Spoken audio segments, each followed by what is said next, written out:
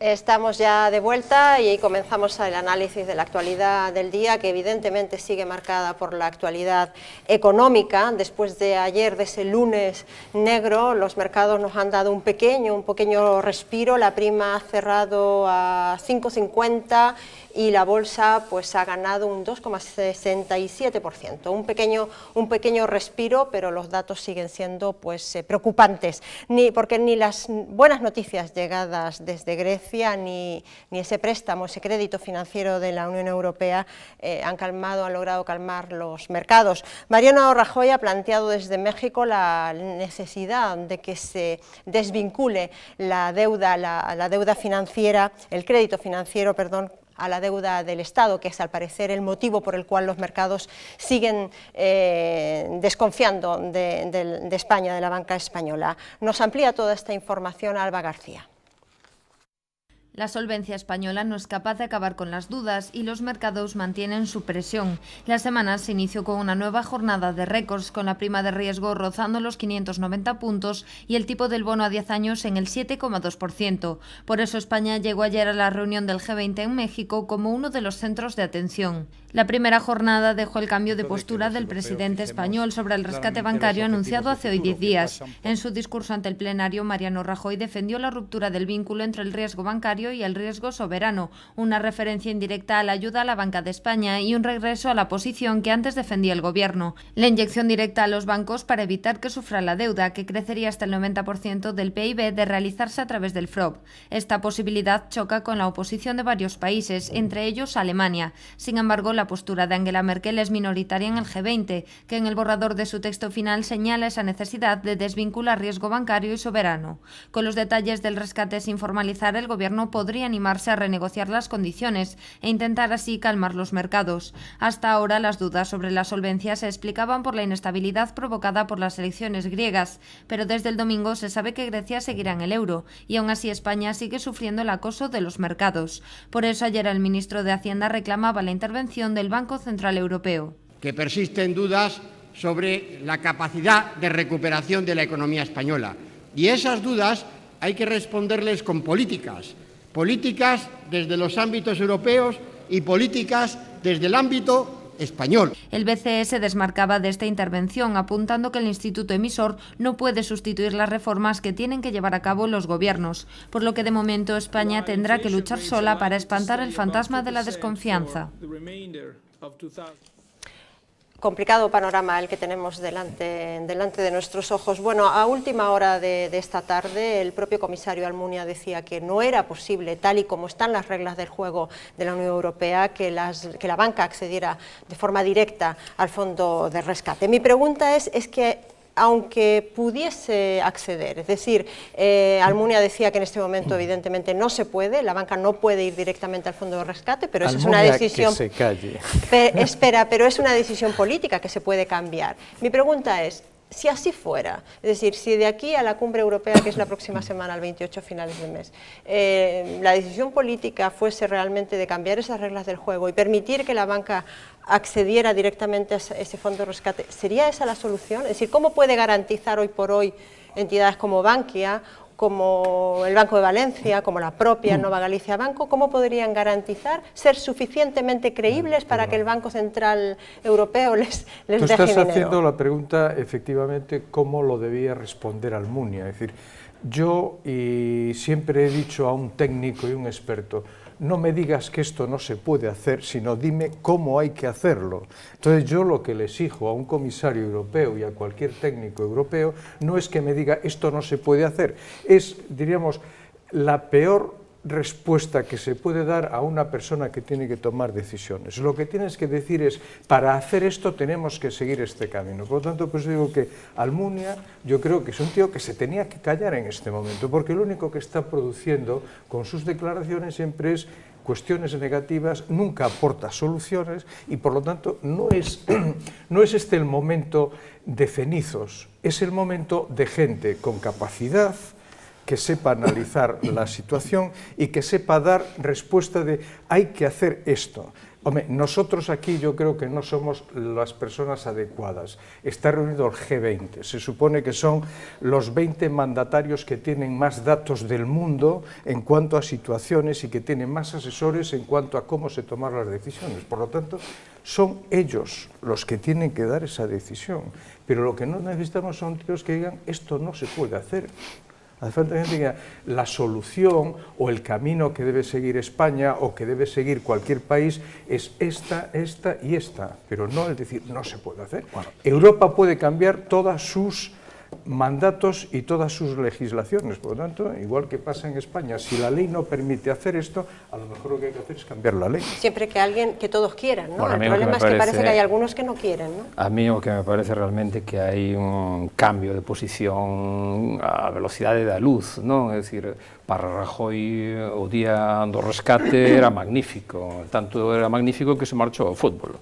Ahora xa non é tan magnífico, ahora pretendemos que sexa directamente a banca, axuda. Daquela non era tan magnífico, sin embargo vendimos aos cidadáns que efectivamente que era un rescate magnífico, que iba a ser a solución. Yo creo que, Luis, no es que se esté vendiendo, no se está vendiendo. La gente hai interpreta contradiccións flagrantes no discurso do goberno, eu creo que hai que poñelas de manifesto, porque senón non nos aclaramos. E despois Grecia é a última coartada. Estamos vivindo nun momento na que os medios de comunicación despertan expectativas sobre algo no que non hai expectativa e logo se dice que se frustra a expectativa. Estamos realmente vivindo en constantes burbullas de todo. En este caso me parece que igual, es decir, en Europa se di hai 100.000 millóns a disposición, é iso o único que hai, pero de aí a ver como se leva a cabo eso, hai unha diferencia bastante 30% da banca que está en peores condicións, se supón que será que ten que tirar deses 100.000 millóns. Ahora, que tirara xa? Seguramente non, claro. Para que vai tirar deses 100.000 millóns? Posiblemente para pagar a banca alemana, que está absolutamente, que foi a que insuflou o fenómeno do ladrillo, apoiando a banca española, entre outras cousas. Decía antes, decir, o tema de Grecia, creo que se plantexaba dentro deste debate xeral, o tema de Grecia, eu creo que é a última gran coartada, non? É dicir, bueno, ahora gañaron os vos, e gañaron os vos, xa isto mellora. Non mellorou absolutamente nada. Hoxe se pagou o 5% por letras. O Tesouro, que era a proba do algodón, o Tesouro español, porque outro son os privados, pero digamos o Tesouro sale a peito descoberto e paga un 5%. Antes pagaba un 2,90 e tantos %. É dicir, está por financiarse, pagando, non digo doble, pero casi, non? Isto sí que é insostible. Eu entendo, desde o meu modesto entender, creo que o problema non é Grecia. De feito, Grecia, tristemente, ademais, van a gobernar os mesmos que a levaron ao desastre.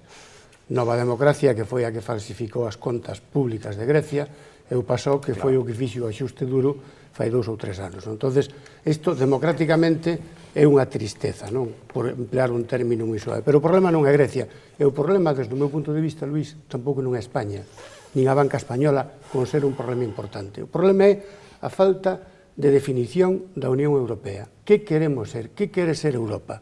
Que institucións quere poñer a traballar para que fagan frente a todo este cúmulo de especuladores que están atentando non contra España directamente, pero a quen están zumbando é a moneda europea. Entón, eu creo que hai que buscar na City londinense, hai que buscar en Wall Street, hai que buscar en todos os aledaños de poderes económicos e financeiros globais que, polas razóns que sean, estratégicas, políticas, económicas, bueno, non queren que a moneda europea sobreviva. Cal é a posición de Europa? En lugar de reaccionar cas súas institucións, co seu tesouro, co seu Banco Central Europeo, e con todos os mecanismos para neutralizar estos ataques, está quieta, está como muerta. Paralizada por Merkel. Paralizada por Merkel, por o discurso hexemónico de Merkel. Que responde a outros intereses, os intereses da propia Alemania e da súa propia situación política. Entón, mentes que isto non cambie, pois non vai a haber solución. California, un estado que, desde o punto de vista económico, é similar a España, foi rescatada. Alguén sabe que foi rescatada por Estado porque a Reserva Federal reaccionou inmediatamente e foi o quite para salvar... No tenía que ponerse de acuerdo con nadie, ¿no? Es decir, es un Estado... Pero, por que hai que pagar o 7% na cuestións de préstamos a España? Porque non haberá xente que o queira, non? Seguro que tes que pagar máis intereses porque non hai quen demande. se houbera, como distí, nas institucións europeas que dixeran, a ver, se explican. Yo creo... Se houbera quen en Europa comprara eso a un precio máis baixo, efectivamente, habería moita máis demanda e baixarían os precios. Os propongo que antes de la intervención de Pepe y de Ana, por favor, recapitulemos en dos gráficos la situación de la prima de riesgo de los últimos 3 meses, porque es llamativo. Ahí tenéis la evolución en los últimos 3 meses de la prima de riesgo, que hoy cerraba a las 5:30 de la tarde a 550 puntos. Y en el otro sentido del gráfico pueden ver ustedes el IBEX, la cotización de la bolsa en Madrid, va directamente en el sentido contrario, ¿no?, a lo que va la prima. La bolsa baja estrepitosamente en los últimos 3 meses y la prima de riesgo sube estrepitosamente. Esa es la consecuencia. ¿Cuánto tiempo podemos aguantar con esto?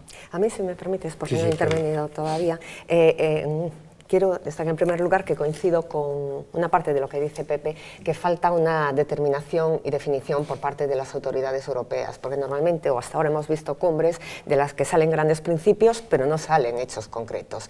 Pero aparte de este problema de indefinición europeo, también hay un problema que además se decía en la información previa a nuestro debate, que es que España tiene que luchar contra el fantasma de la desconfianza.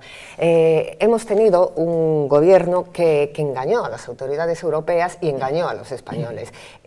Fue un engaño, dices, estamos hablando de Grecia, que falsificó sus cuentas públicas, pues nosotros engañamos a Europa respecto a nuestras cifras de déficit. Mientras que Europa estaba invirtiendo 1,5 billón de euros en sanear sus bancos, nosotros estábamos diciendo que teníamos el sistema financiero más sólido de España. Entonces yo entiendo que después de estos precedentes hay que recuperar la confianza poco a poco. La desconfianza se puede generar en un día, pero recuperar la confianza lleva tiempo, hay que tomar medidas. Yo escuchaba esta mañana una frase de un portavoz de Obama que me ha gustado mucho, que dice, hablando de la capacidad de Obama, que a Obama no hay que compararlo con Dios, hay que compararlo con la oposición. Y yo lo traslado a Rajoy. A Rajoy no hay que compararlo con Dios, no puede hacer milagros, hay que compararlo con la oposición. Es decir, ¿en qué situación estaría España si siguiese el gobierno anterior? Evidentemente, primero, las encuestas ciudadanas, y hemos visto este domingo varias publicadas, se fían mucho menos del PSOE que del gobierno.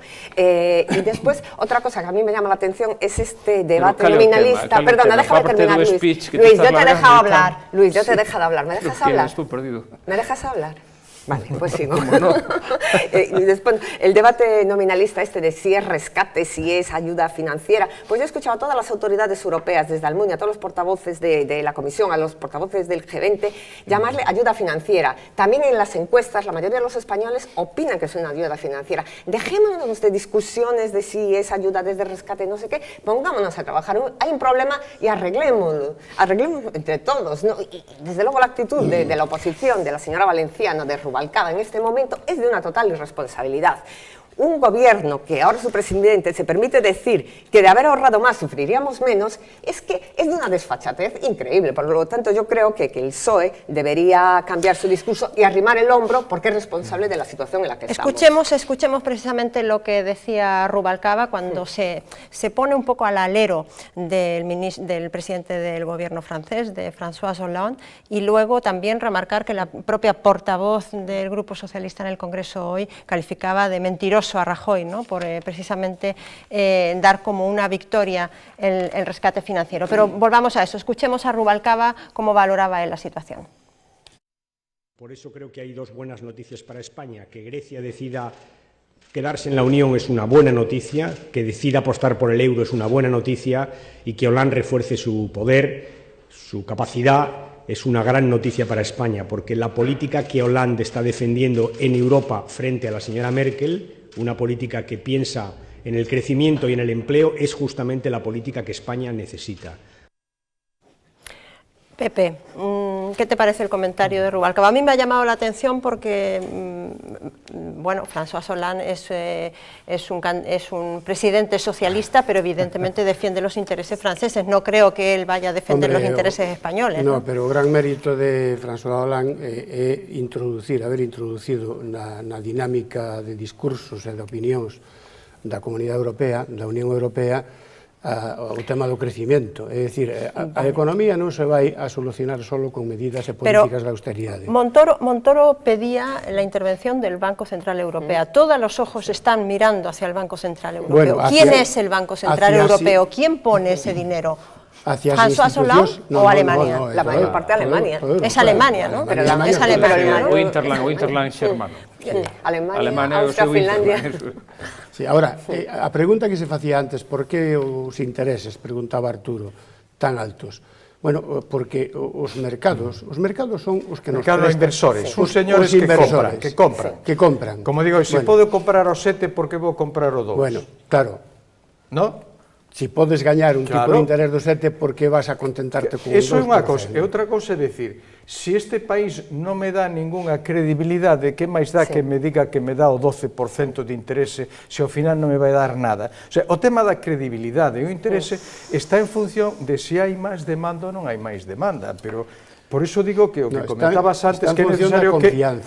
É o tema de Alemania. Da confianza. No, pero sendo moi baixos, incluso negativos. Mira, se os mercados, os especuladores, bueno, digamos os mercados, os inversores escaparon e deron paso aos especuladores, que son os que están mercando a nosa débeda ao 6%, ao 5%, que ocorreu? Que os inversores auténticos, se se pode falar de inversores auténticos, marcharon a refuxios moito máis seguros, que é Alemania, non? Escapan dunha incertidumbre como a que ten España. Non pode ser que sexan os bancos españois quen está comprando moita débeda do Estado. E fondos de inversión xestionados por españoles. Lo que está claro es que hai mucha gente, hay alguna gente que está haciendo mucho dinero. Están comprando débeda que non teñen dinero. Calquer cliente dun banco que mercara hoxe letras do Tesouro ten un tipo de interés do 5%. E hai moitísimos clientes españois que investiron hoxe en letras do Tesouro a ese tipo de interés. Cando estaba a un 2,98. Os propios ciudadanos españoles estamos especulando co que non temos, e que estamos nunha espiral. Os periodistas decimos, levantamos expectativas sobre algo que non é certo. Como decir que o de Grecia resolvió o problema, decir que o de Golán resolve o problema.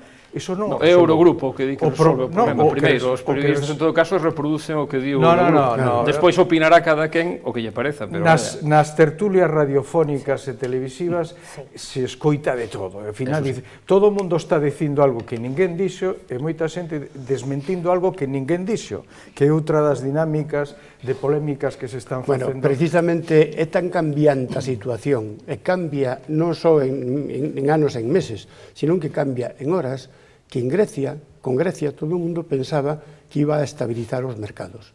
E, sin embargo, equivocouse todo o mundo. Pero en base a que? En base a que se cree que iba a estabilizar o mercado? Porque iban a gañar un señor e iban a poñerse de acordo en que van a ter que facer máis medidas para seguir sendo pobres e non ter cartos para pagar o que hai que pagar. Pero eso é verdad lo que dice Luis. Quiero decir, esa era unha opinión precisamente de los líderes europeos. Eu non escoitei a ningún líder europeo dicindo eso, escoitei a moitos periodistas dicindo eso.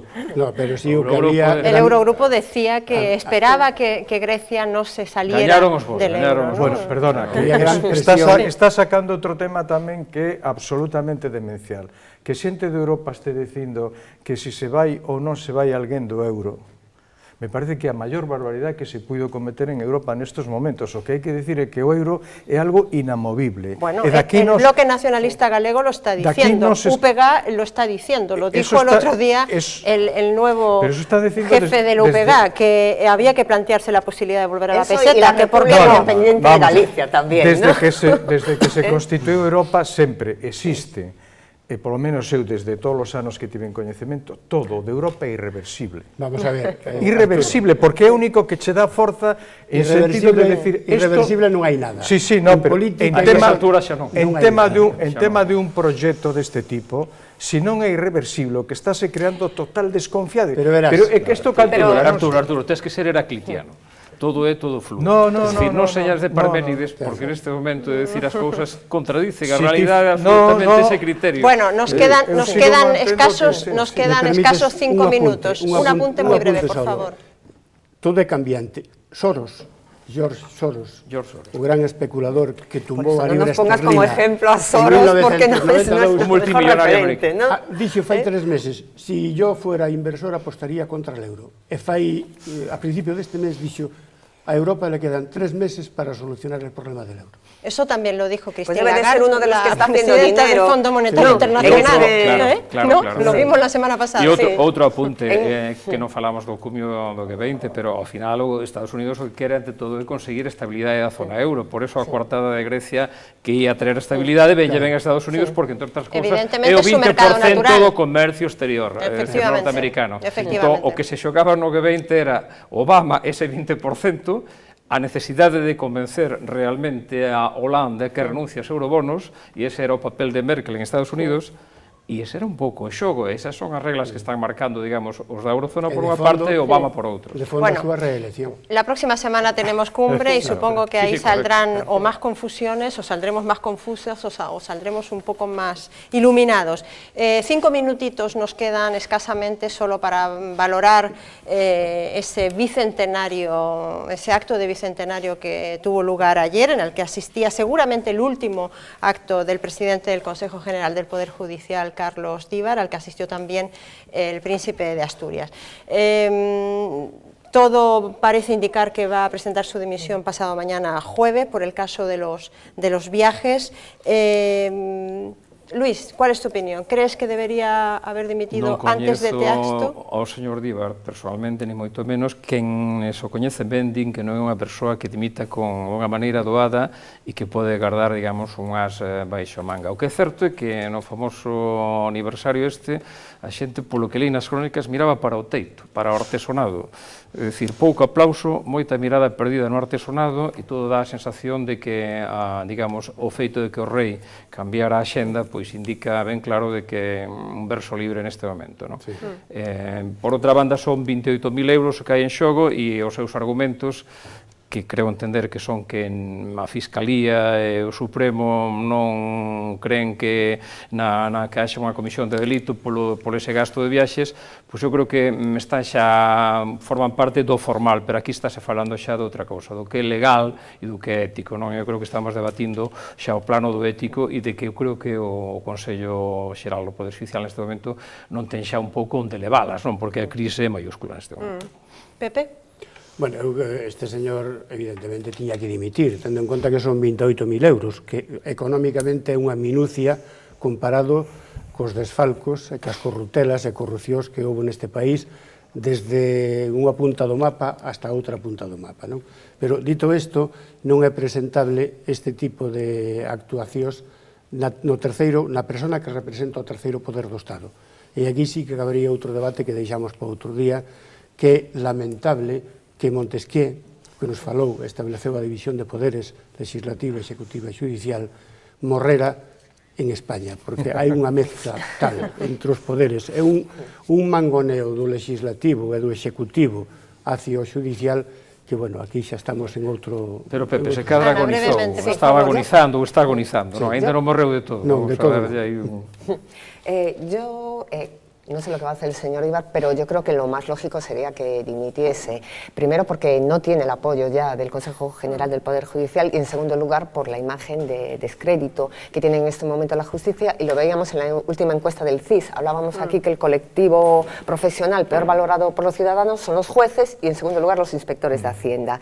Dentro de esta polémica hay dos cuestiones. En primer lugar, el sistema de justificación de gastos dentro del Consejo. Lo que decían es que no tenían que justificarse, se pasaban las facturas y ya estaba. Hay un problema de control. Yo creo que ninguna institución se puede permitir eso. Y ante las dudas, yo creo que estaría bien que todos los miembros del Consejo General del Poder Judicial hiciesen públicas sus cuentas para saber realmente lo que ha pasado allí. Y una segunda cuestión más amplia, que es el problema de la politización del Consejo General del Poder Judicial. Que todos los miembros sean elegidos por el Parlamento, digamos, con una extracción partidaria. Antes del 85 había 12 que eran elegidos entre los propios jueces. Es el sistema que ha dicho el Gobierno que quiere otra vez recuperar para que realmente no responda el Consejo General del Poder Judicial a este perfil político, porque vemos, por ejemplo, por parte del PSOE que está Margarita Robles, que fue secretaria de Estado con González, vemos al propio Gómez Benítez, que denunció este escándalo, que fue uno de los